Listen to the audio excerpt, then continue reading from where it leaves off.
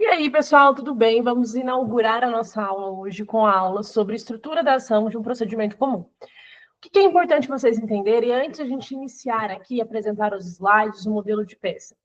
A petição inicial é a primeira peça abordada aqui dentro da nossa mentoria, certo?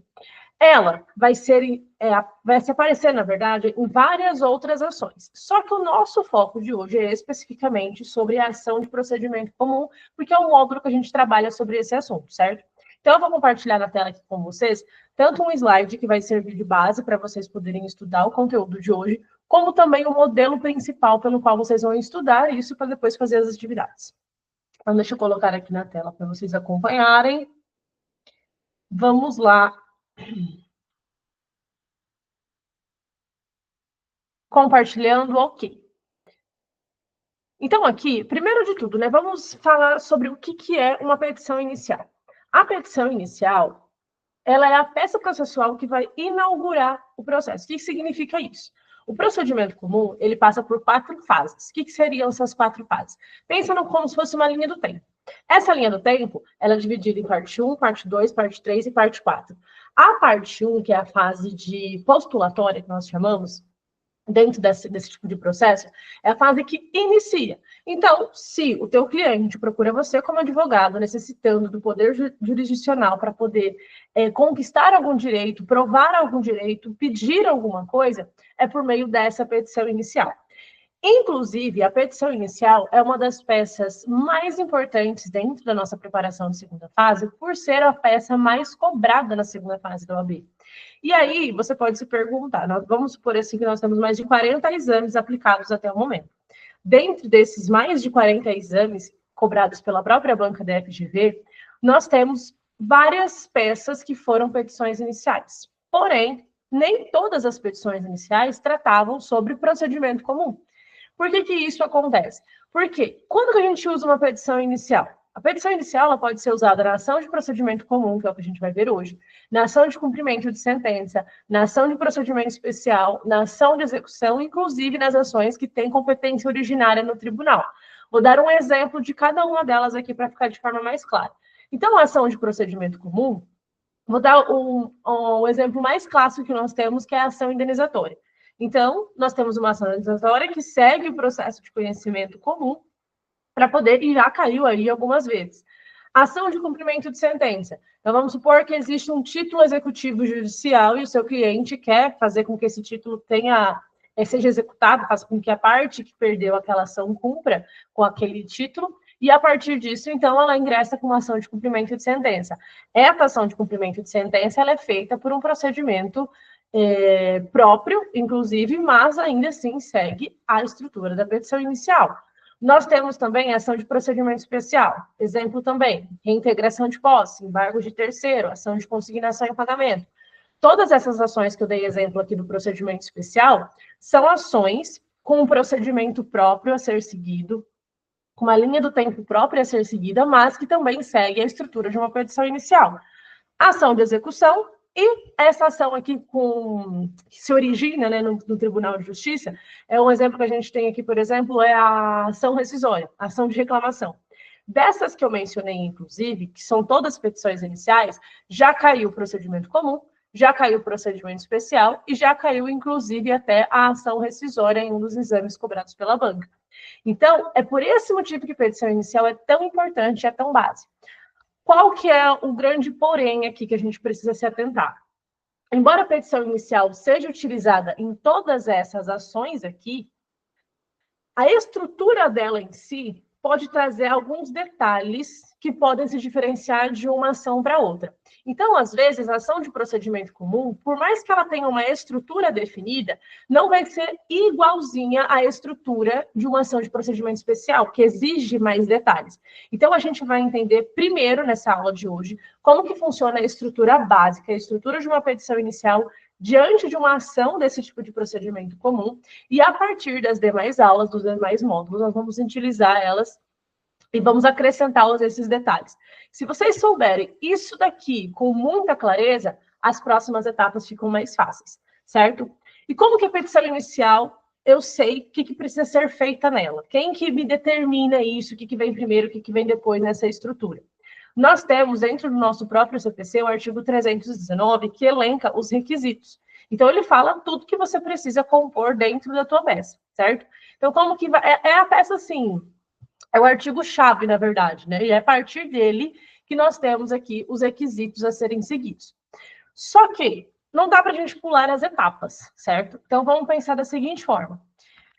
Como que, diante de um enunciado de banca, eu vou saber se é uma ação disso daqui, de uma execução, se é uma ação de cumprimento de sentença, se é uma reintegração de posse, ou se de fato é uma ação de procedimento comum? Como que eu vou, aqui, identificar esse tipo de rito, esse tipo de peça? Então, vamos pensar da seguinte forma primeiro. A identificação de peça é completamente diferente de identificação de ação. Identificar peça é uma coisa, identificar ação é outra coisa. Acaba que uma vai depender da outra. Por que eu estou falando isso para vocês? Porque para identificar a peça, a petição inicial, muitos provavelmente já ouviram falar ou já estudaram dessa forma, de que basta você olhar para o teu enunciado e verificar que não existe processo, que não existe procedimento nenhum, que não existe um processo, que se não existe processo, óbvio que vai ser uma petição inicial. Essa lógica, não que ela esteja errada, mas ela não é uma regra absoluta, porque nós podemos ter determinadas petições iniciais, ou seja, determinadas ações que seguem a estrutura da inicial, que não necessariamente vão existir só porque, de fato, não existiu um processo ali. Exemplo disso, o embargo de terceiro. O embargo de terceiro precisa necessariamente que exista um processo ali à parte, onde existe um autor, um réu, um exequente, um executado, e que, diante de uma decisão judicial, um bem foi constrito. E aí entra esse terceiro que tem interesse nesse bem e apresenta esse embargo de terceiro. Então, o processo existe, ainda assim é uma petição inicial, ainda assim é uma ação. Então, essa regra de palavrinhas-chave do enunciado vão me ajudar a identificar a peça, ela precisa ter essa grande ressalva. Porém, nós temos uma forma, um método de identificação, que são as informações que você precisa retirar do teu enunciado. Então, são 5 informações principais. Cliente, pedido, causa de pedir, o processo, né, e se existe algum ato processual, e, por fim, o procedimento. Essas 5 informações são as 5 informações chaves, que é aquela que você pega teu enunciado, e antes de você se preocupar com estrutura, com fundamentos, com o que vai acontecer a partir dali, você vai se preocupar com essas informações. Você vai extrair exatamente essas informações do enunciado. Extraiu essas informações, cliente, né? Quem que é a pessoa pela qual você está advogando? O enunciado informa para você. O que ela está querendo? Por que ela está querendo aquilo? Qual que é o pedido dela? Esse enunciado mencionou se existe um processo ou não? Se existe um processo, esse enunciado mencionou o procedimento que foi adotado nesse processo? Se existe esse tal processo, o enunciado mencionou qual foi o último ato processual pelo qual o teu cliente, né, vai necessitar fazer a próxima peça?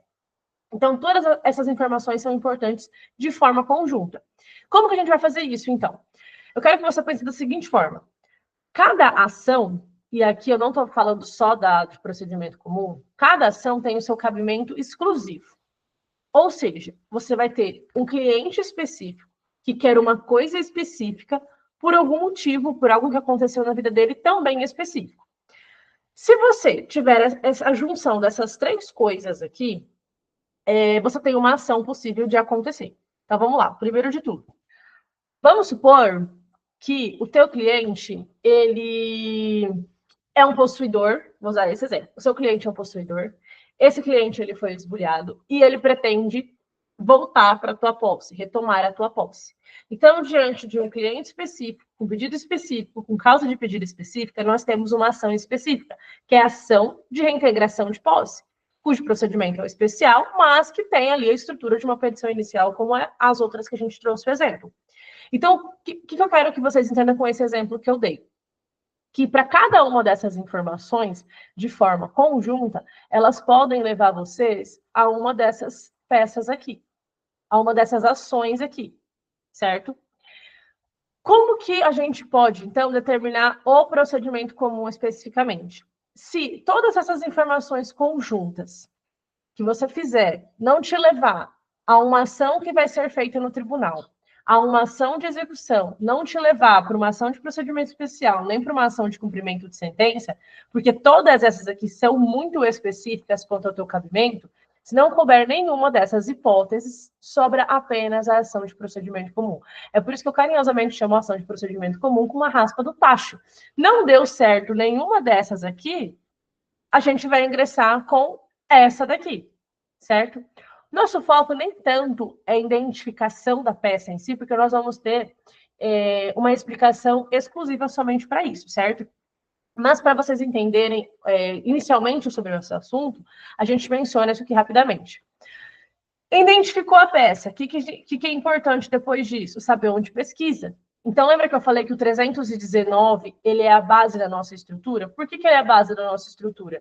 Porque se você pegar o teu VAD-MECOM, abrir o teu sumário do CPC, que a gente chama de índice sistemático, na verdade, e pesquisar lá sobre procedimento comum, você vai cair no artigo 318.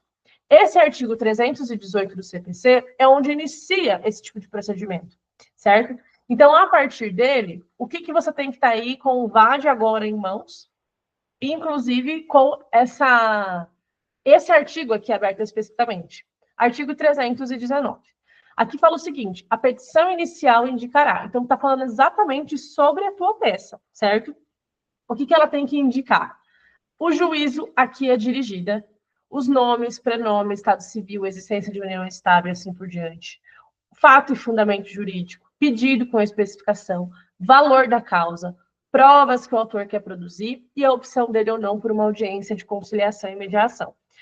Isso daqui vai formar a estrutura da seguinte forma, vamos entender.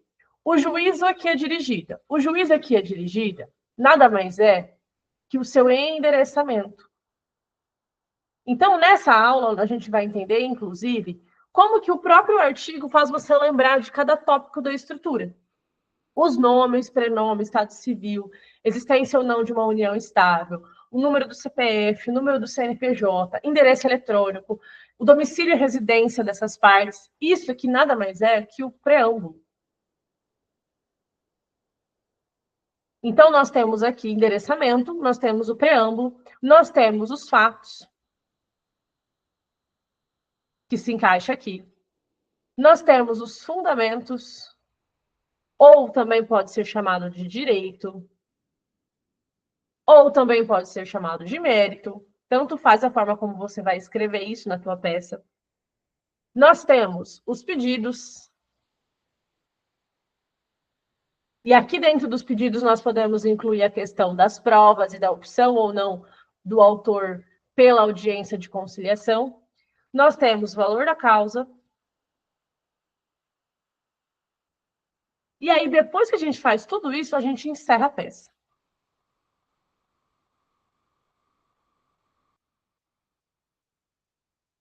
Isso é um breve rascunho, uma breve estrutura da peça do que seria a petição inicial. Então, pode perceber que ela é até relativamente simples. Nós temos aqui apenas endereçamento, preâmbulo, fato, fundamento, pedido, valor da causa e encerramento da peça.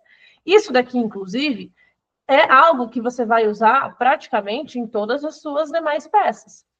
Então, você vai ter essa estrutura básica, você vai ter essa estrutura básica em todas as suas outras peças.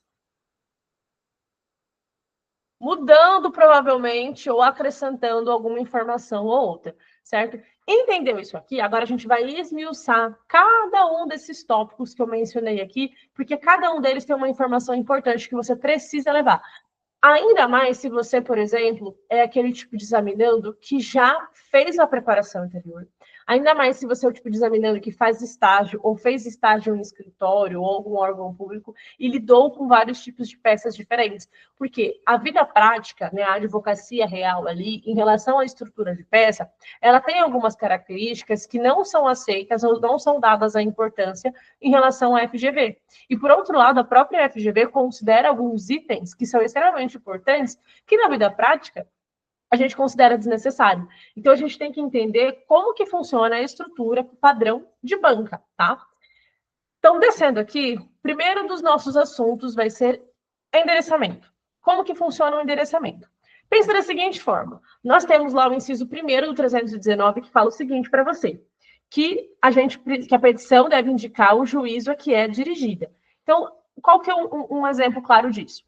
Se você fosse elaborar uma carta, fazer uma cartinha, mandar para alguém. Essa cartinha precisaria ter um destinatário. Você não ia fazer o negócio, colocar no correio e vai saber para onde que isso vai parar.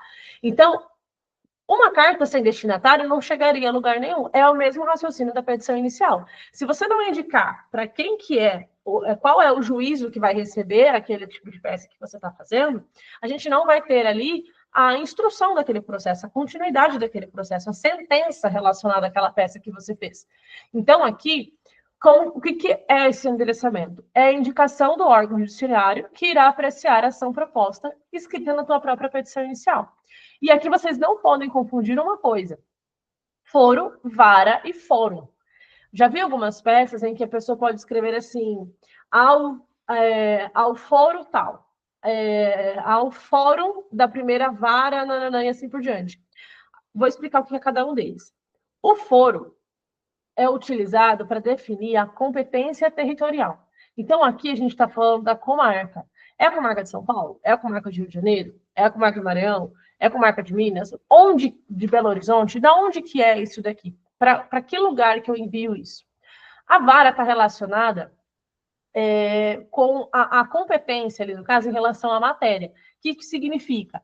Se eu estou diante de uma ação e o meu pedido envolve o direito civil, a vara que eu vou utilizar é qual? Civil. Se eu estou diante de uma ação e o meu pedido, né, uma reclamação, aqui eu vou falar do trabalhista, estou diante de uma ação pedindo alguma coisa relacionada ao direito trabalhista, a minha vara é a trabalhista, assim como a criminal, assim como a eleitoral. Então, é a definição da competência em relação à matéria. Aqui, inclusive, nos exames da FGV, nós temos algumas varas especializadas dentro do direito civil, como, por exemplo, vara de família, vara de sucessões, vara de execução, o juizado especial, no caso, vara de consumo, vara do consumidor. O que é uma ressalva importante sobre isso? Às vezes você vai pegar alguma ação de procedimento comum, onde está falando alguma coisa sobre, vamos supor, sucessões, né? O tema em si é sucessões, e que não vai ser um procedimento especial, inclusive, então a vara poderia ser essa daqui. Às vezes vai cair nos requisitos lá da lei do juizado especial, então a vara vai ser essa daqui, o juízo pelo qual você vai indicar, no juizado especial civil. Então, isso daqui pode ser alterado, tá? Como que a gente vai saber quando vai ser isso, né? Quando vai ser uma dessas opções ou quando vai ser civil? A banca vai trazer esse tipo de informação para você. Então, você vai ter, óbvio que para a gente aqui do direito civil, sempre vai ser esse daqui, porém, para especificação, a banca pode mencionar. Via de regra, o que acontece? Ela coloca uma opção ou outra. Então, se ela não deixa claro que seria possível uma vara especializada, ela vai te trazer dentro do espelho, ela vai colocar, né, vara civil ou vara de família, por exemplo. Ela vai permitir as duas opções. E o fórum, gente, fórum é um prédio, é um estabelecimento ali onde tudo isso daqui funciona, tá? Como que a gente define, então, para onde que a gente vai mandar isso daqui? Porque pensa, às vezes você tem um enunciado da FGV e só menciona lá uma cidade. Só menciona cidade lá do Rio de Janeiro. Ok. Fica até claro de a gente falar, poxa, o endereçamento então vai ser para a vara civil da comarca do Rio de Janeiro. É a única cidade que eles informaram. Mas e se a banca colocasse mais de uma cidade? Colocasse Rio e São Paulo, vamos supor. Como que você iria definir se o seu endereçamento seria para São Paulo ou seria para o Rio de Janeiro? E aí que entra a importância de a gente entender sobre competência. Competência está elencado lá nos artigos 46, 47, 48 e assim por diante, e eles serão extremamente importantes para poder montar o teu endereçamento, definir de fato qual que é esse endereçamento. Então vamos fazer o seguinte, olha, para você poder ter a definição clara de onde que você vai mandar essa peça, pensa assim, ó, nós temos, dentro das ações de procedimento comum, ações que podem versar sobre dois tipos de direito. Direito pessoal e direito real. O direito pessoal está relacionado com a relação jurídica entre duas pessoas, onde tem um sujeito ativo que pode exigir, né, a prestação de um sujeito passivo. Então, é essa relação entre pessoas, que seria esses bonequinhos aqui, que eu coloquei no desenho, certo? Essas relações de direito pessoal, elas podem se originar de uma relação contratual, de uma responsabilidade civil, de uma relação familiar, de uma relação de consumo, inclusive. Então, quando você identifica esse tipo de relação jurídica, você vai saber que a gente está falando disso daqui, certo? Caso não seja uma relação entre pessoas, a opção que a gente tem é o direito real. Esse direito real, inclusive, ele pode versar sobre coisa móvel ou coisa imóvel. O que significa? É quando a gente tem aqui a relação jurídica não entre pessoa e pessoa, mas sim entre pessoa e coisa. Pessoa e coisa, certo? Aqui essa coisa ela pode ser coisa móvel, como exemplo do carro, assim como também ela pode ser coisa imóvel, como exemplo da casa, certo? Então, aqui nós temos esse, e nós temos esse de forma conjunta, e esse de forma conjunta. Por que isso daqui é relevante para a gente? Porque quando eu falei para vocês que competência é o que determina o endereçamento, a gente vai olhar aqui que o artigo 46 e o artigo 47, ele define como vai ser onde vai ser feita, proposta aquela ação diante dessas diferenças. Porque se a ação for fundada em direito pessoal ou direito real sobre bens móveis, que é o caso lá dos bonequinhos e o boneco com o carro, via de regra, a ação vai ser proposta no foro de domicílio do réu. Então, vamos supor que a banca trouxe um exemplo lá, né, no enunciado dela, onde existia o João e a Maria, que eles estavam discutindo uma relação contratual entre eles. Ou seja, nós estamos diante de uma relação de direito pessoal, que se originou aí diante desse contrato, que faz parte das obrigações, e aí o João, que é o autor, mora em São Paulo, e a Maria, que é a ré, mora no Rio de Janeiro. Como que a gente vai saber, então, para onde a gente vai endereçar isso? A gente vai seguir a regra aqui. A ação fundada em direito pessoal, foro de domicílio do réu. Em regra, guarda-se em regra aqui, que nós temos circunstâncias também diferentes. Aqui nesse outro exemplo, para as ações fundadas em direito real sobre imóveis, estão lá o Márcio e a casa, né? É competente o foro de situação da coisa. É onde está aquela casa, entendeu? Então, aqui, isso pode definir para vocês qual seria o endereçamento se o enunciado trouxesse mais de uma cidade mencionada no caso, tá? Um exemplo aqui que a gente pode citar, que seria a exceção. A exceção da relação de direito pessoal, por exemplo, onde não seria necessariamente o foro de domicílio do réu. Aqui nós vimos no slide anterior que as relações de direito pessoal elas podem se originar entre duas pessoas, inclusive na própria relação de consumo, certo? Porque pessoa aqui pode ser pessoa física ou pessoa jurídica, não foi definido. Então, essa relação entre pessoa física e pessoa jurídica diante de uma relação de consumo, ela não vai seguir essa regra do foro de domicílio do réu. Porque lá no artigo 101, eu tenho até ele aqui para mostrar para vocês, lá no artigo 101, diz que na ação de responsabilidade civil do fornecedor de produtos e serviços, sem prejuízo do disposto dos capítulos anteriores, né, a ação pode ser proposta no domicílio do autor. Então, percebe que esse daqui é uma das exceções lá do artigo 46 que nós temos? Então, isso daqui é uma forma de vocês entenderem como que a importância de compreender a sobrecompetência e, inclusive, identificar o tipo de direito que a tua ação versa pode influenciar no endereçamento. Mas guarda essa informação do que é direito pessoal e direito real, porque ela pode influenciar também lá no seu valor da causa, lá nos seus pedidos, inclusive na sua fundamentação jurídica. Então, isso daqui é uma das coisas importantes também que vocês precisam saber. Descendo aqui, é como se eu fizesse um resumo do que nós temos aqui em relação ao endereçamento. Ou seja, as regras específicas, elas servem para situações que vão depender da pretensão da parte da ação e de quem são as partes. O que significa isso, Cintia? O artigo 46 e 47, eu disse para vocês que eles são a regra geral, certo? Então, direito pessoal, direito real de bens móveis, domicílio do réu. Direito real de imóveis, foro da situação da coisa. Só que eu tenho situações dentro do meu CPC, elencadas a partir do artigo 47, 48, 50, 51, 52 e 53, que determinam regras específicas. Essas regras específicas, elas vão surgir, regras de endereçamento, no caso, elas vão surgir a depender de qual é o pedido do teu cliente, de qual ação que ele está propondo, de quem é, na verdade, o teu cliente, quem que é o autor, quem que é o réu. Como que a gente pode perceber isso? Vou trazer um exemplo aqui. No artigo 46, nós temos que a ação fundada no direito pessoal real e imóveis é o domicílio do réu. Ok. Mas olha só que interessante. Vamos pegar aqui, por exemplo, aqui, ó, a ação em que o incapaz for réu.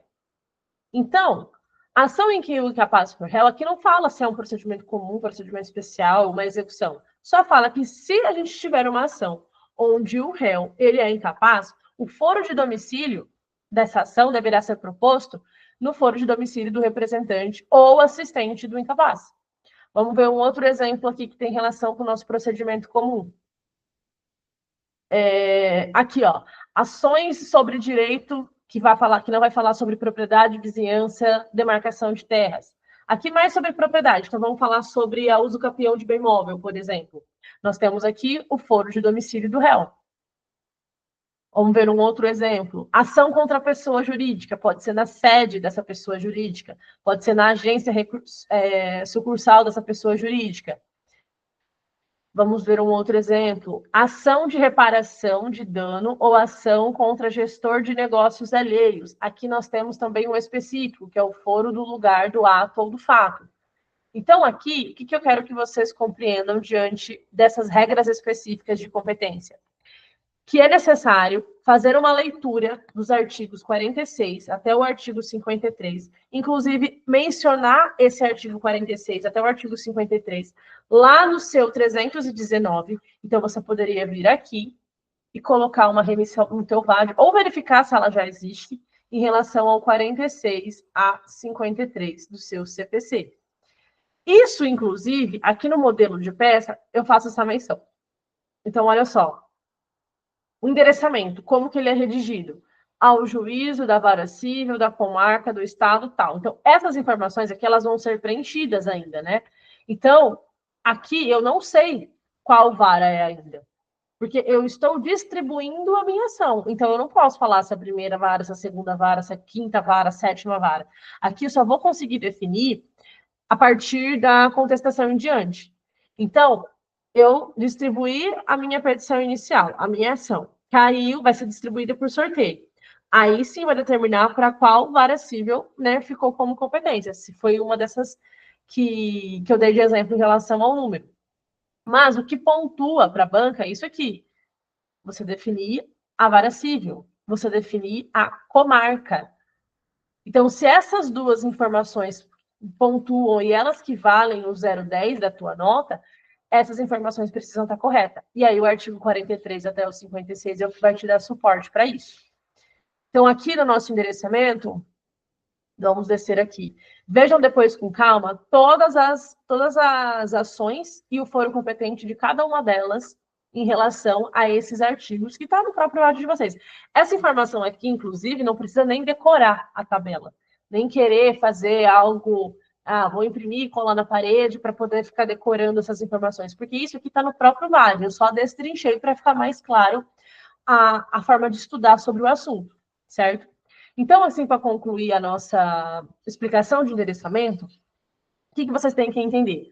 Isso que eu acabei de mencionar para vocês, que o que pontua é a questão da determinação da vara e da determinação da comarca. É isso daí que vai ser considerado pontuação de 0,10 aí ou não da sua peça. Você pode escrever, excelentíssimo senhor doutor juiz de direito, nananã, da vara civil da comarca de tal lugar. Ou você pode escrever da forma mais breve, que é ao juízo civil da comarca tal. Ou, né, a primeira, a 3 pontinhos, na verdade, vara civil da comarca de tal lugar. As duas formas são pontuadas pela banca. Lembrando que não é ao juiz ou à juíza, tá? É ao juízo, que é igual tá lá no 319, inciso 1º. Cíntia, precisa pular 5 linhas do endereçamento até o preâmbulo? Não tem necessidade disso. A gente vê, às vezes, nas peças processuais que a gente digita ali pelo Word, a gente viu no estágio, ou a gente viu na faculdade, que tem que pular um espaço, mas isso é pura estética, tá? Para a FGV não tem necessidade de fazer isso. Inclusive, você acaba perdendo o espaço preciosíssimo da sua peça por algo que não vai influenciar na tua nota. O endereçamento ele pode ser feito com a letra maiúscula, com a letra minúscula, com letra de forma, com letra de mão, não tem regra quanto a isso. E, por último, uma coisa assim que, na verdade, é uma dica, né? Uma orientação barra dica ali, que é o seguinte. Você precisa identificar com muita clareza qual que é a cidade que está envolvendo aquela comarca. Então, se o enunciado trazer a cidade, né, por exemplo, trouxe lá a Fortaleza, você vai colocar na sua peça, a comarca de Fortaleza, certo? Se você não souber o estado de Fortaleza, ou se a banca não mencionar o estado e ainda assim você não sabe, não inventa essa informação. Coloca só comarca de Fortaleza e para a informação ali. Se a banca não mencionar nem a cidade, como que você vai escrever?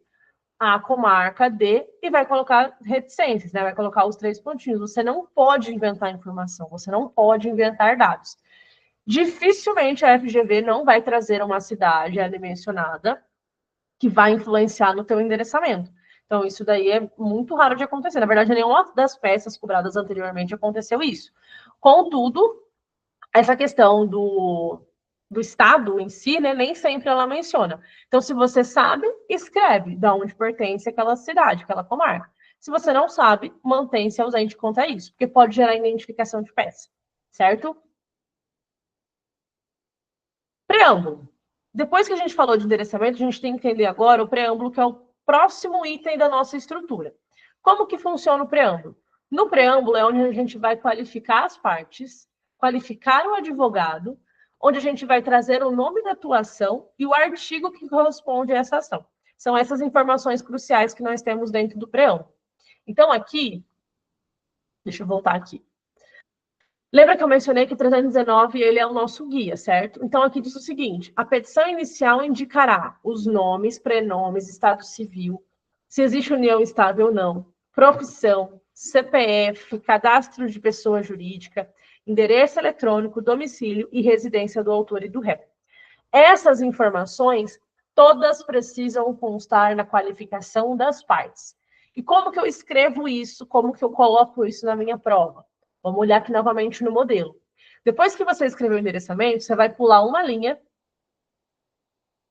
para ficar o negócio organizado também, né? E você vai começar o preâmbulo.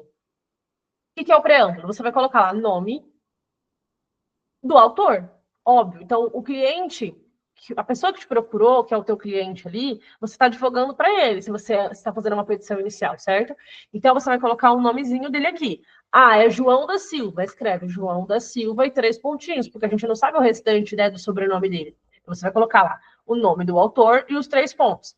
Estado civil, profissão, CPF ou CNPJ, endereço eletrônico de novo, domicílio. Vamos por partes aqui. O estado civil pode ser que a banca também fale se ele é casado, se ele é solteiro, se ele é viúvo. Se a banca trouxer a informação, você vai substituí-la e vai colocar aqui. Então, você não vai escrever estado civil 3 pontinhos, você vai escrever João da Silva 3 pontinhos, casado, vírgula. Se a banca falar a profissão dele, vamos supor, ele é gerente, vírgula, gerente, com o número de inscrição no CPF, 3 pontos, porque aí ela já não vai dar essa informação para você, você não pode inventar, aí você vai colocar só 3 pontinhos mesmo, com o endereço eletrônico, 3 pontos, domiciliado e residente em 3 pontos também. O que a banca pode trazer de informação para você substituir? Isso, isso e isso. Isso daqui a banca não costuma trazer, isso a banca não costuma trazer, e isso também não costuma trazer, tá? Você vai se atentar somente a essas informações. Como que você vai lembrar de todas elas? Não precisa lembrar. Pega o teu 319, o inciso 2, e sai apenas como se fosse não copiando necessariamente, mas você vai se basear nele como se fosse um checklist, e a partir disso você vai montar a tua peça.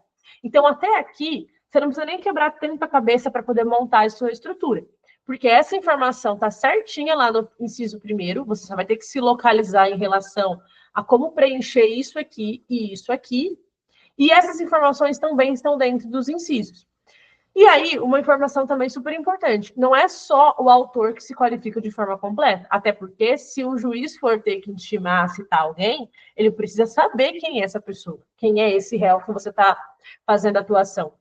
Então, aqui você vai também colocar todas as informações pertinentes ao réu: nome, estado civil, profissão, CPF, CNPJ, endereço eletrônico, domicílio ou residente, e aí você preencheu essa parte.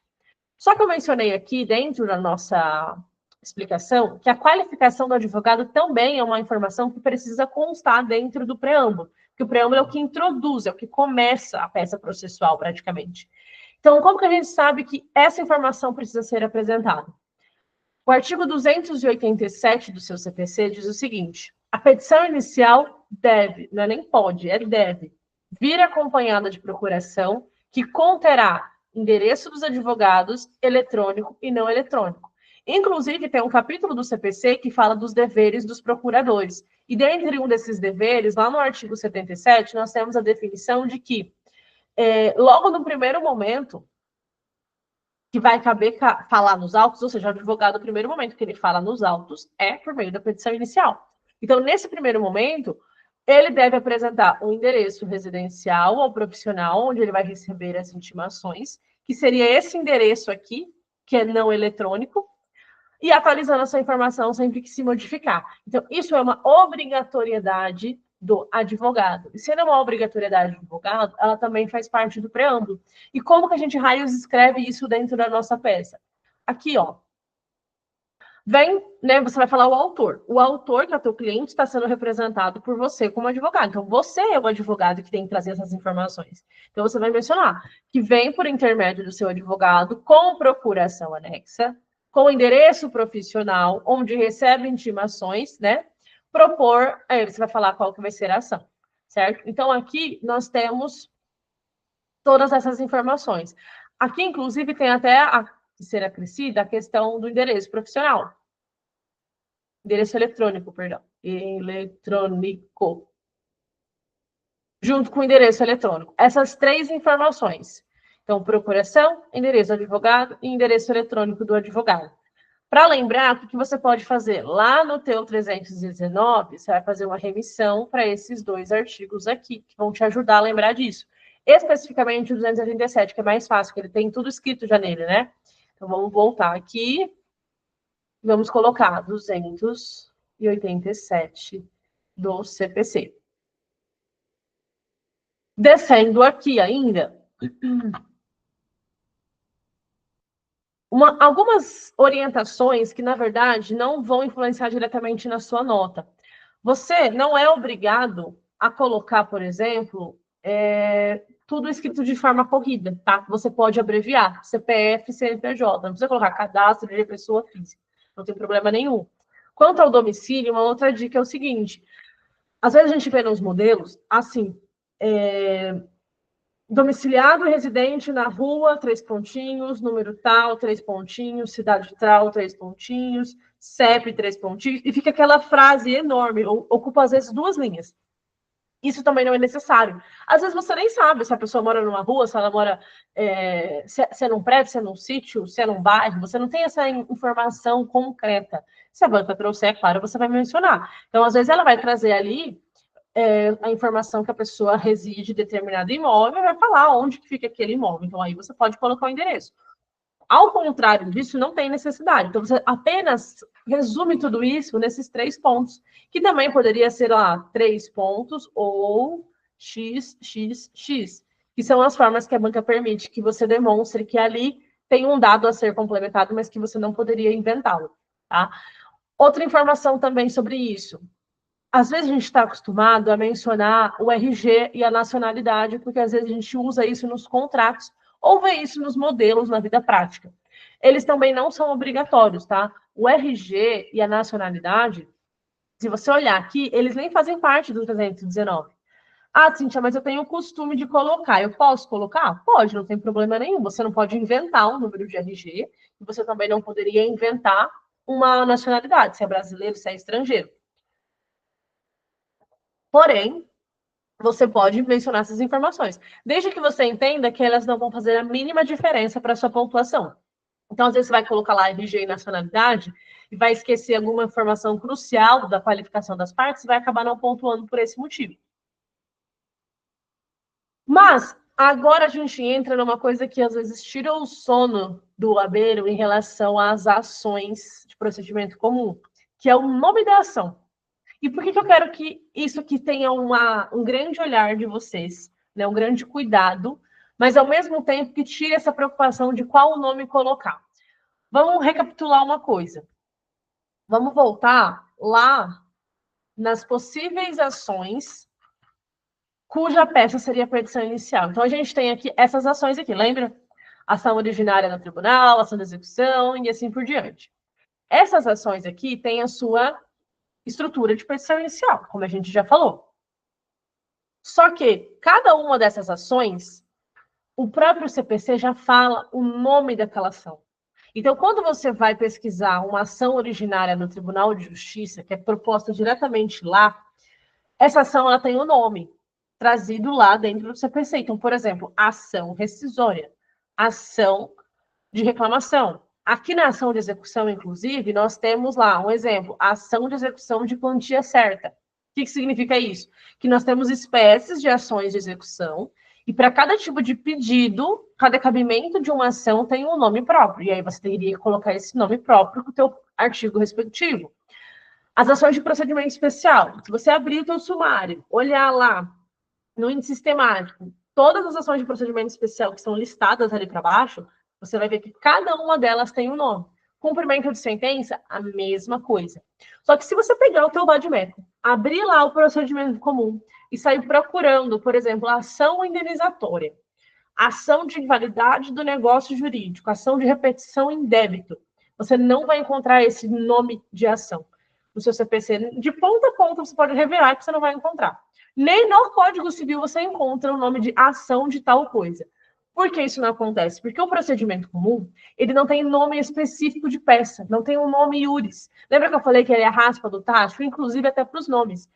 Nós vemos os nomes aí de ação indenizatória, ação de danos materiais, ação disso, daquilo, porque a vida prática, né, a atribuição do advogado ali em relação às peças processuais, deram nomes para eles, né? Os civilistas colocaram os nomes nisso, e a partir disso foi aceito dessa forma, porque é possível compreender de que trata sobre uma ação de procedimento comum, entendeu? Então não vai influenciar. E aí que entra agora um ponto importante, porque se você pensa assim, tá, Cintia, então eu não tenho um nome específico, como que eu vou colocar? Como que eu vou saber pesquisar no meu VAD a ponto de escrever alguma coisa e eu tenha segurança sobre isso? Entendendo que não existe regra de nome de ação no procedimento comum, você tem que entender qual é a composição necessária para gerar a pontuação. E isso vai acabar sendo influenciado com base no próprio artigo que fundamenta ela, que é o artigo 318. Lembrando, 318 fundamenta a ação, o procedimento comum. 319 não fundamenta a ação. 319 é apenas dá os requisitos da petição inicial, que é a peça dessa ação. Então, são coisas distintas. É isso aqui que é importante. Então, o que determina a tua peça? O nome da sua ação, o nome do seu procedimento e o artigo processual do cabimento. Então, qual que é o nome da nossa ação? Nós não sabemos, certo? Porque não tem um lugar específico. Qual que é o procedimento que a gente está falando aqui? O procedimento eu sei, é o procedimento comum. Qual artigo que eu estou falando aqui? O artigo processual eu sei, porque você já me falou que é o 318 do CPC. Então, o que vai ser relevante para a banca olhar na tua peça e falar, olha, essa menina aqui pontuou, esse menino aqui pontuou. Você mencionar o procedimento comum do artigo 318. Por quê? Se você, por exemplo, escrever ação indenizatória, vamos supor que o teu cliente está querendo, de fato, uma indenização, você vai pontuar. A sua peça vai ser corrigida. Se você escrever ação de danos materiais, sua peça vai ser corrigida. Se você acumular danos materiais com obrigação de fazer, e na verdade não tinha obrigação de fazer, será que a sua peça ia ser corrigida? Será que se você, vamos supor assim, você sabe que o seu cliente ele quer indenização. Só que você pensou que talvez ele iria conseguir alguma obrigação de fazer do réu. E aí você fundamentou com base nisso. E lá no nome da sua peça você escreveu danos materiais acumulados com obrigação de fazer. Só que não tinha obrigação de fazer, era só os danos materiais. Nesse caso, a tua peça está certa ou está errada? Isso é um grande questionamento, não é? Porque, querendo ou não, isso daqui não existe. Porém, a banca ela não vai desconsiderar a tua peça, tua ação como errada. Porque você fez o necessário, você fez o procedimento comum, com base no 318. Se você erra essas duas aqui, aí sim você está errando a tua peça. Mas o nome que você escolhe não vai definir apenas nesse tipo de ação, certo? Não vai fazer isso com as outras peças, não. Porque elas têm nome específico. Só que como que a gente pode, então, escrever de um jeito que não precisa ficar adivinhando, inventando, citando o nome de uma coisa que a gente às vezes não tem nem certeza quanto àquilo? Vai pelo básico. O básico é o seguinte: você vai pegar a tua peça e na hora de você montar o título dela, você vai fazer assim, ó. Vamos lá no modelo para vocês verem de novo.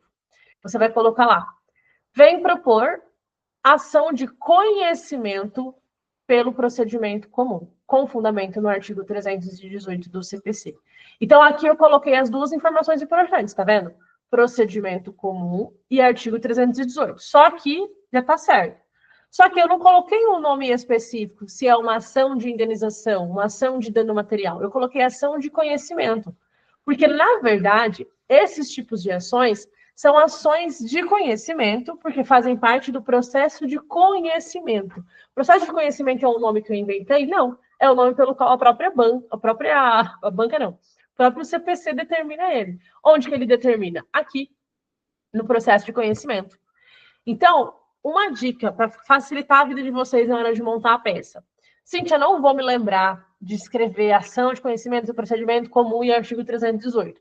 Obrigatoriamente, você precisa lembrar do 318, porque senão você não tem nem peça, tá? Então, o que você vai fazer? Você vai grifar processo de conhecimento, você vai grifar procedimento comum e você vai grifar esse número aqui. Juntos, eles formam o título, né, o nome iuris da tua peça, certo? Isso daqui é extremamente necessário saber e escrever com confiança, porque a gente sabe que o nome iuris da peça é o que determina se a sua prova será corrigida ou não. Porque a gente tem lá a peça, 5 pontos de peça, 5 pontos de questão. Se você errar a sua peça, eles podem zerá-la. Zerando, não importa que você gabaritou as questões, você não vai chegar na média 6, na mínima 6. Então, isso daqui é previsto em edital, certo? Mas vamos considerar que procedimento comum não tem nome iuris, então nós temos essa facilidade de que você coloca um desses nomes e não teria problema quanto a isso, certo? Bom, aqui então a gente abordou sobre o preâmbulo, o que vai de informação dentro desse preâmbulo. Depois disso, nós temos, em seguida, né, fatos. Os fatos, como eles vão ser redigidos? Como que eu escrevo isso? Onde que vai isso na minha peça? Então, aqui depois do preâmbulo, você vai falar o que aconteceu. É um resumo dos fatos mais importantes descritos no enunciado. Ressalva, não é porque o enunciado trouxe as informações que você vai copiar frase por frase do enunciado. Uma que você vai perder tempo copiando isso. Segundo motivo, a banca considera esse item aqui como no máximo 0,20. Às vezes até 0,10, não chega nem a 0,20. É essa quantia de pontos que vale. Se você se dedica tanto para um negócio que tem uma pontuação tão baixa, você está tirando espaço de prova, né, as suas linhas, e você está tirando também o seu tempo de prova daquilo que de fato pontua com força, que é o tópico do direito, que é o tópico da tutela provisória, por exemplo, que é o tópico dos pedidos. Então, isso daqui não é para você sair escrevendo igual um mudo, é para você entender o que significa isso. Como que eu lembro que é o fato? Artigo 319. O que eu fiz aqui? Artigo 319. Ele nos diz o seguinte: o fato e o fundamento jurídico. Então, é como se a gente pegasse o inciso terceiro e fizesse isso aqui, ó. Fazesse um traço. Isso vai ser um tópico e isso aqui vai ser outro tópico, certo? Então, aqui nos fatos, o que a gente tem que colocar? Um breve resumo do enunciado. E aí você pode organizar da forma que você achar melhor, claro. Mas como que a gente vai fazer isso? Eu costumo orientar da seguinte forma a vocês. Numa petição inicial, nós não temos tanta história assim. A gente não tem tantos problemas assim. A banca vai até ser tranquila em relação ao tamanho do enunciado. Então, vocês vão colocar ali no máximo umas 10 linhas são o suficientes. Então, visualiza a tua organização em 10 linhas. É obrigatório fazer em 10 linhas? Não. Pode passar? Pode. Pode ser menos? Pode também. É que aqui é como se fosse assim, uma média do que poderia acontecer. Um recurso, por exemplo, onde tem várias informações que já aconteceram e que a banca precisou mencionar, é óbvio que vai necessitar de mais espaço para ser contado tudo aquilo. Mas aqui você pode fazer o seguinte: você pode pegar esse enunciado e destrinchar. Então, a primeira parte do enunciado, o que é mais importante daqui, que tem relação direta com a minha fundamentação jurídica? Vou resumir isso aqui no primeiro parágrafo. A segunda parte do enunciado, o que fala que é importante para a minha fundamentação jurídica? Vou escrever isso aqui no parágrafo. E assim sucessivamente. Você não vai fazer drama nos fatos, você não vai inventar informações nos fatos, você não vai copiar o enunciado dentro dos fatos. Você vai fazer dessa forma que eu falei para você. E aí, gente, nada mais é que treino. Né? Quanto mais você acostuma a resumir os fatos que são trazidos ali, mais fácil fica no dia do exame. Então, se você treina seus simulados com o hábito de só copiar, porque não está se preocupando com isso agora, muito provavelmente no dia da sua prova, você não vai ter ali capacidade cognitiva para poder resumir aquilo de forma rápida e clara. Então, treine já nesse formato, já faça assim, para você não ter dificuldades lá no dia da prova. Concluídos os fatos, o que nós temos depois aqui? Então, o tópico do direito e o tópico da tutela provisória ou liminar. Nas ações de procedimento comum, nós temos tutela provisória. Pode ser de urgência, que pode ser evidência. Essa tutela ela pode ser dividida em antecipada e cautelar. Só que o que eu quero que você entenda? Que esse capítulo aqui e que este capítulo aqui, eles vão serem discutidos, eu vou explicar sobre eles na próxima aula, que é a aula de teses. Por que a gente vai separar isso daqui? Porque, embora a gente saiba que ele exista na estrutura, a forma como você vai fazer isso daqui é necessária ter técnicas de identificação, ter técnicas de organização, porque tem informações que são extremamente importantes para colocar aqui dentro. Então, na nossa estrutura de hoje, dessa aula especificamente, nós precisamos entender primeiro que, depois dos fatos, vamos falar sobre o direito do nosso cliente. Se existe um pedido imediato, a gente vai falar lá da tutela provisória. E aí, depois disso, nós entramos com a outra parte da estrutura, que são os pedidos. Então, tem essa divisão aqui na nossa aula. Não é porque a peça está errada, não. É porque, de fato, a gente vai fazer a divisão disso, dessa explicação. Então, depois disso, nós temos pedidos. Pedidos. Como que funcionam os pedidos? Aqui que vai entrar uma dica super importante para vocês. Os pedidos é aquilo que vem aqui no finalzinho, ó. Então, pense o seguinte, visualize a estrutura assim. Primeiro você endereça a tua cartinha. Depois você fala quem são as pessoas envolvidas nessa carta. Aí você vai fazer como se fosse assim, falar do que se trata essa carta, que seria o nome da tua ação, certo? Aí você vai contar o que aconteceu. Então, aqui na sua petição inicial, você vai falar, né, o que aconteceu na vida do teu cliente, que o autor fez de errado, que fez ele pedir alguma coisa. E aí você vai falar depois que tem um direito relacionado a esse fato. Depois disso, você vai como se fosse concluir. Essa conclusão é, diante de tudo que foi exposto aqui, essas são as coisas que eu quero. Então, eu quero A, B, C, D e assim por diante. Só que como a gente vai definir e organizar isso? Porque às vezes a gente pega a peça e tudo parece ser importante, ou às vezes a gente identifica isso como óbvio e que não haveria necessidade de explicar. Então, vamos lá. Os pedidos, eles são divididos em pedidos explícitos e divididos também em implícitos.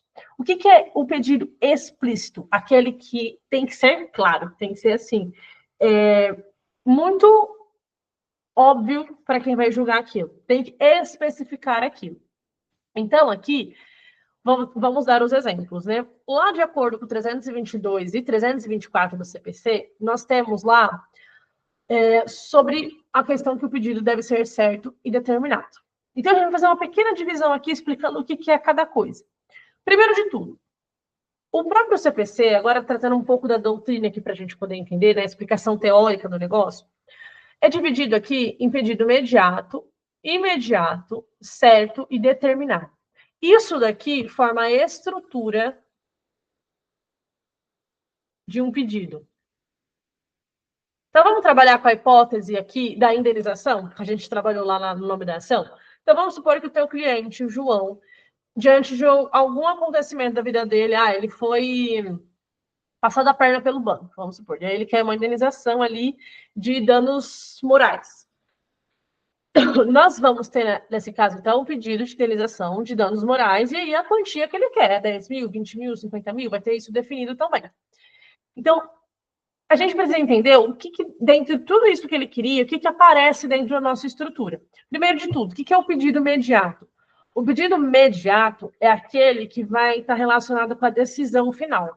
Então, qual que é a decisão que o teu cliente, o autor, quer diante daquela ação? É de procedência?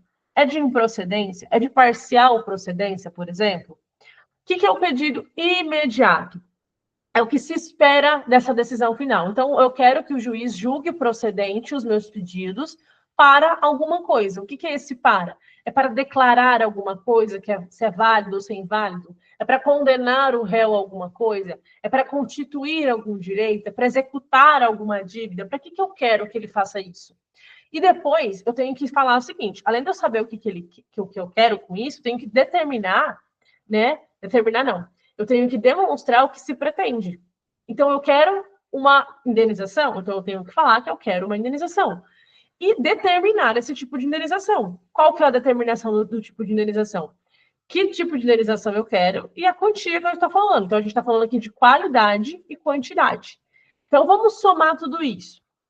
Se eu for montar um pedido para ele ser específico e pontuar, eu preciso mencionar que, vamos trazer um exemplo aqui, que eu quero que o juiz julgue totalmente procedente para condenar o réu a pagar a indenização de danos morais no valor de 10 mil. 1, 2, 3, 4 e 5.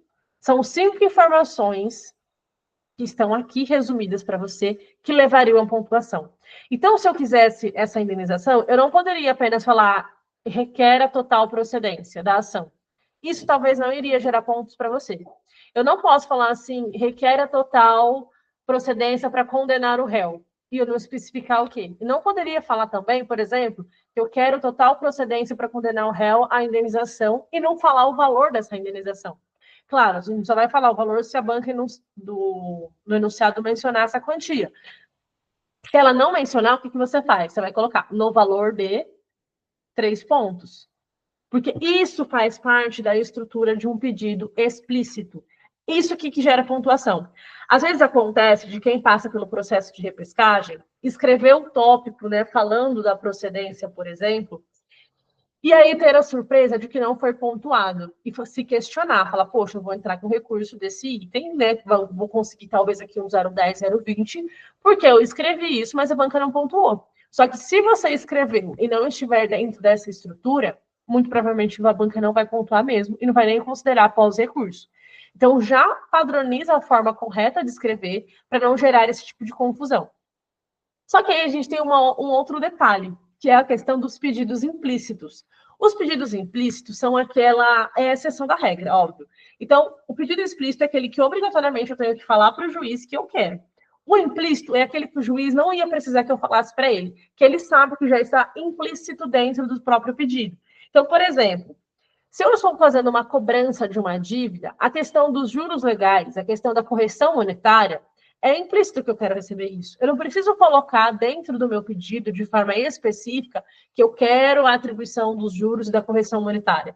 Porque o próprio juiz, na hora de poder condenar o réu ali, na decisão dele, já vai determinar esse tipo de coisa. Os honorários. A questão dos honorários de sucumbência, né, que a parte que perder vai ter que arcar com essas custas e com os honorários do advogado, também é um pedido implícito. Se eu estou fazendo a minha peça processual, a minha petição, e eu esqueço de escrever esses pedidos, o juiz não vai considerar que a minha peça está errada, porque ele vai entender que, diante do CPC, é claro e é óbvio, é implícito que eu tenho o direito de requerer essa sucumbência se o réu for condenado de fato, se o réu for ali julgado e te perder essa causa. Assim como prestações sucessivas, assim como citação, intimação. Eu não sou obrigada a escrever, requer que seja o réu citado para contestar em 15 dias. Então, essas informações, se eu esqueço de colocar na minha petição inicial, tudo bem. Porém, isso acontece apenas na vida prática. Porque para a FGV, até os pedidos implícitos é como se eles fossem explícitos. Por que eu estou falando isso, né, nesse sentido? Porque se tiver a necessidade de você determinar a citação de alguém, a intimação de alguém, de você falar dos seus direitos aos honorários, a banca vai querer saber que você sabe. Então, ela está ali para te avaliar. Então, não existe esse negócio de estar implícito, de estar sugestivo a coisa. Você precisa escrever. Então, o interessante é que você entenda quais são esses pedidos implícitos, que são esses aqui que eu mencionei para vocês, um dos exemplos que a gente tem. Então, você vai ter que pedir lá os honorários, você vai ter que pedir a citação, você vai ter que pedir a intimação, se for o caso. Então, aqui, por exemplo, no nosso modelo, nós temos aqui, ó, a total procedência para condenar o réu, ou declarar o réu, ou constituir, e aí você vai continuar o teu texto explicando o que você quer. Né? Para que você está querendo aquilo? Qual o valor? Qual é a quantia? Qual é a qualidade e a quantidade daquilo que você está pedindo? Aqui, por exemplo, a condenação do réu às custas e honorários. Aqui a questão da juntada de guia de custas. A citação do réu, tá vendo? Esses pedidos aqui, eles são implícitos. Então, eles aparecem porque a banca pontua isso. Então, isso daqui você precisa lembrar. Isso daqui você precisa lembrar. E aí a gente tem até mesmo uns pedidos diferentes, que seriam aqueles requerimentos. O que são os requerimentos? Requerimento é aquele pedido que ele não se encaixa diretamente na tutela jurisdicional do autor. Então, assim, ele não vai determinar a procedência ou improcedência daquele negócio. Ele não vai determinar a consequência de alguma coisa. Mas ele é necessário para poder apenas fazer um pedido para o juiz que só envolva aquilo. Então, por exemplo, eu posso pedir a produção de prova pericial, a produção de prova documental. Eu posso pedir para o juiz considerar a juntada de um determinado documento importante. Eu posso falar para o juiz, inclusive, que eu tenho ou não interesse numa audiência de conciliação e mediação. Isso são requerimentos. Não é um pedido necessariamente explícito ou implícito, mas sim um requerimento, tá? Então, eles precisam aparecer, todos eles, dentro da sua redação lá no final. Lembrando uma coisa importante sobre pedido que pode influenciar, pode não, vai influenciar diretamente no teu valor da causa, que é o que a gente vai falar logo adiante. Os pedidos, eles podem ser cumulados, alternativos ou subsidiários. O que significa cada um deles? Você vai estar com o enunciado da banca, vai falar quem é seu cliente. Com base nesse cliente, o que você tem que prestar atenção? O que ele está pedindo para você como advogado fazer? Ele quer dano material e dano moral? Ou seja, nós temos dois tipos de pedidos. Nós temos pedidos cumulados, certo?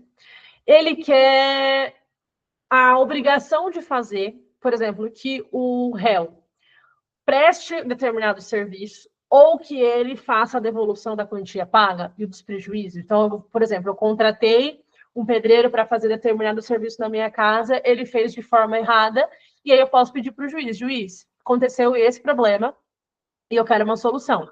O que eu quero que eu aceito que aconteça?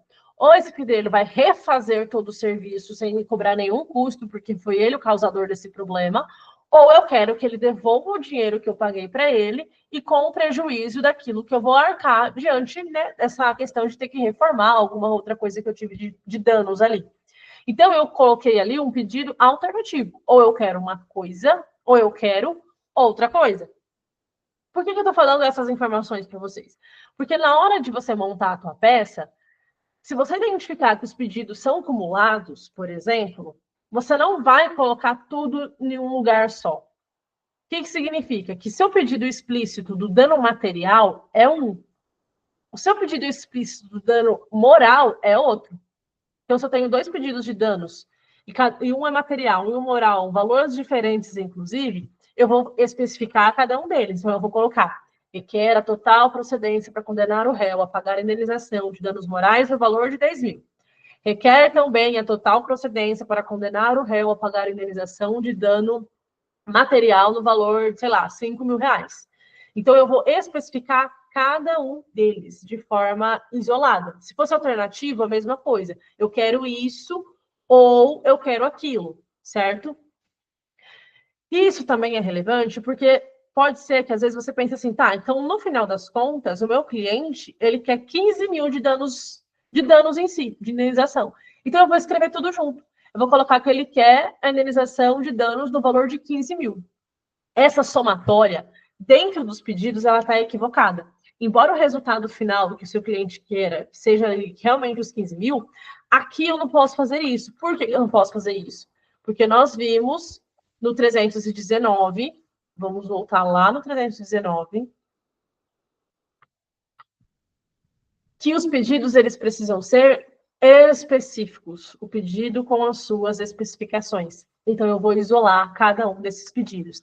Essa questão de somatória, gente, só vai ser útil para a gente no valor da causa, que é o nosso tema de agora. Então, vamos entrar aqui agora no tópico valor da causa.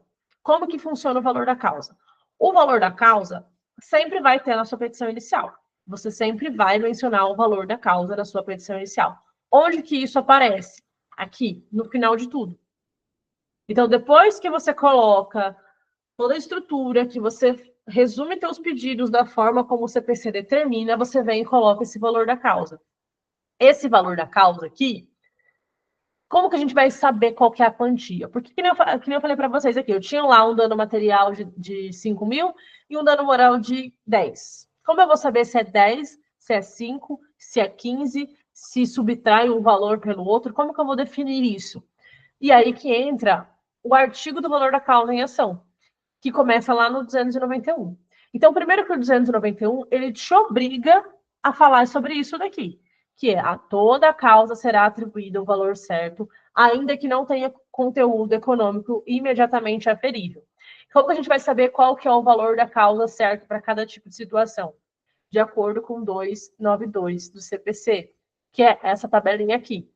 Então, o tipo de ação determina o tipo e a forma como eu vou considerar o valor. Por exemplo, na ação com pedidos de indenização, incluindo dano moral, ou seja, só tem dano moral de pedido, é o valor que eu estou pretendendo. Então, se eu quero só dano moral e eu quero dano moral de 10 mil, qual que é o valor da causa que eu vou usar? 10 mil reais. Vamos supor aqui, então, na ação de validade de alguma coisa, de ato jurídico. Eu quero falar que determinado negócio jurídico é válido. Qual que é o valor? O valor do ato ou da parte controvertida, né? Aqui é tanto para validade como para invalidade também. Aqui, ação em que há acumulação de pedidos. A soma dos valores de todos os pedidos. Então, lembra que eu falei para vocês que pode ser que eu tenha lá que o autor quer mais de uma coisa e vão se acumular esses pedidos? Então, não é que eu vou colocar 10 mil ou 5 mil, escolher um ou outro. Eu vou colocar a soma desses valores. Então, aí sim eu vou mencionar o total de 15 mil.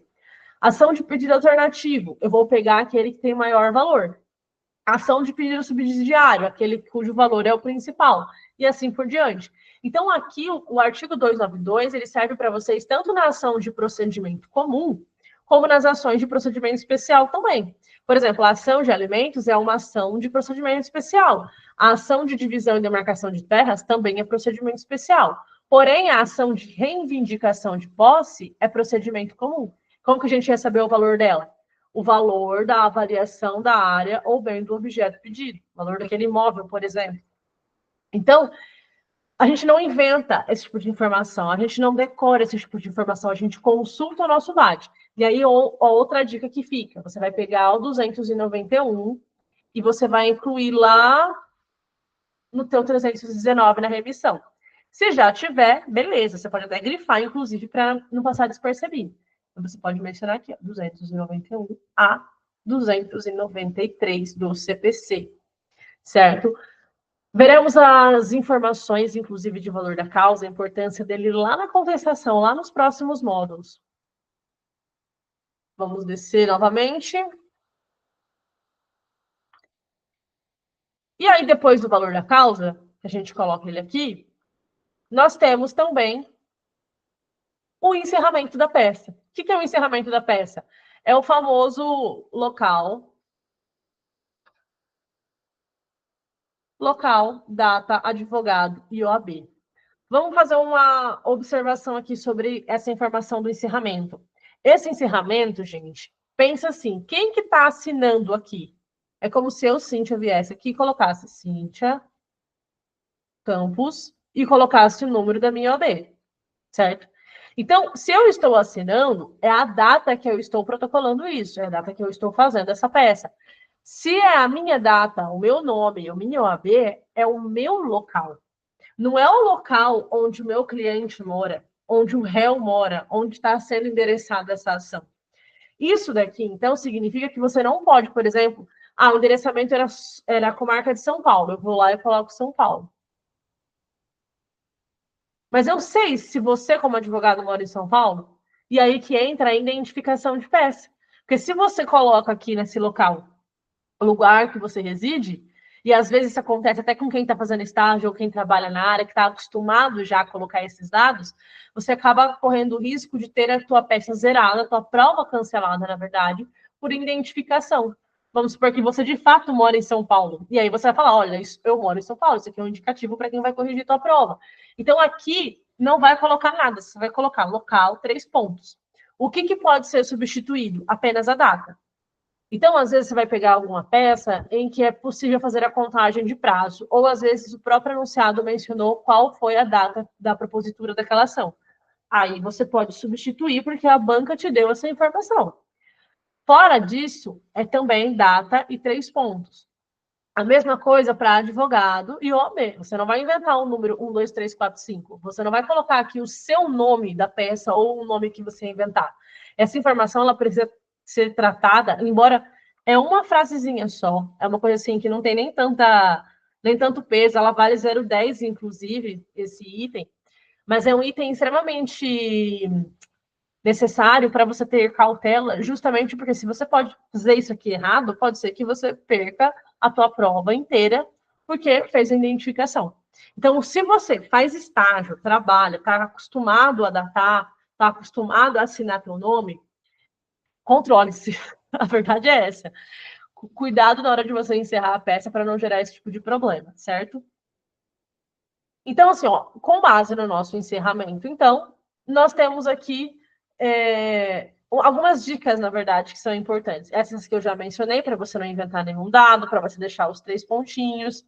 Uma outra coisa, assim, que na verdade é só uma dica mesmo, é que se você está lá na tua estrutura de peça, está montando, não é obrigado, tá? Você colocar local, data de advogado ou AB, sabe, em lista. Você pode colocar ele corrido igual está aqui dentro do nosso modelo, não vai interferir em nada, tá?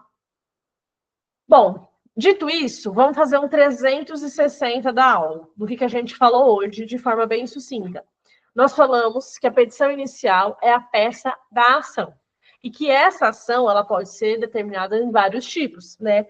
Então, todas as ações, elas vão ter a estrutura de petição inicial, e a sua estrutura em si, base, é a mesma que a gente viu em aula, porém, nos demais procedimentos, nos demais processos, vão ter requisitos diferentes. Sabendo a base, vocês conseguem adequar para qualquer outro tipo de peça. Então, aquela dúvida, enfim, tem que decorar todas as peças? Não, aprende a base, o restante vocês vão saber adaptar. Uma outra informação importante, a gente viu que o 319 é a base da nossa estrutura. Então, se eu lembrar do 319 no momento de montar a minha peça, ou agora nos primeiros simulados que eu vou estar fazendo, eu consigo tranquilamente fazer a estrutura completa dela. Inclusive, é importante observar as remissões que o 319 pode trazer para mim, ou se ele não tiver, eu incluir essas remissões, porque no momento da prova eu posso consultá-las. Outra informação importante que a gente viu dentro dessa aula, né, nesse 360, que para identificar a ação de procedimento comum, é necessário que eu entenda quem é o meu cliente, o que ele quer e por que ele quer. Então, eu preciso me atentar não só a esse fato também, claro, preciso saber se tem um processo ou se não tem processo mencionado nesse enunciado. Porém, isso daqui é o que determina, é o que é mais importante.